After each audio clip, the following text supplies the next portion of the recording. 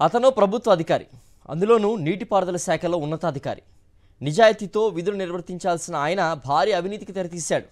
ఒకటో రెండో కాదు, ఏకంగా 200 కోట్లు కూడబెట్టాడు.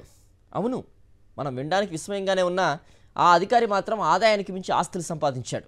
రంగారెడ్డి జిల్లా నీటిపారుదల శాఖలో పనిచేసే ఆయన పేరుకు తగ్గట్లుగానే అక్రమ సంపాదనను తన ఇంట్లోకి ప్రవహింపజేశాడు.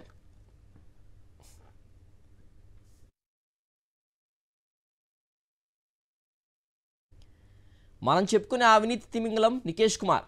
ఇతగాడిపై అనేక అవినీతి ఆరోపణలు రావడంతో ఏసీబీ అధికారులు సోదాలు నిర్వహించారు. ఈ తనిఖీల్లో సంచలన విషయాలు బయటపడ్డాయి. శనివారం ఏకకాలంలో 19 చోట్ల తనిఖీలు చేపట్టారు. ఆయనతో పాటుగా బంధువుల ఇళ్లలో కూడా దాడులు కొనసాగాయి.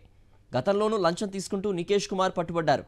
తాజాగా నిర్వహించిన సోదాల్లో 200 కోట్లకు పైగా ఆస్తుల్ని ఏసీబీ అధికారులు గుర్తించినట్లు సమాచారం.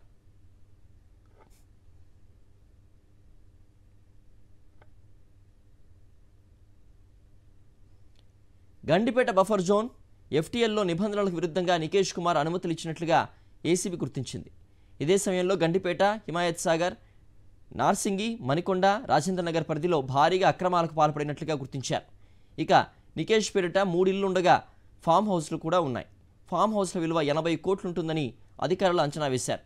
ఇక కొల్లూరులో ఎకరాల వ్యవసాయ భూమి ఉన్నట్లుగా అధికారులు గుర్తించారు. మొయినాబాద్లో 3 ఫామ్ హౌస్లు ఉన్నట్లుగా నిర్ధారించారు. ఇదిలా ఉండగా నికేష్ ప్రస్తుతం సస్పెన్షన్లో ఉన్నారు. గతంలో ₹1,00,000 లంచం తీసుకుంటూ నికేష్ ఏసీబీకి దొరికారు.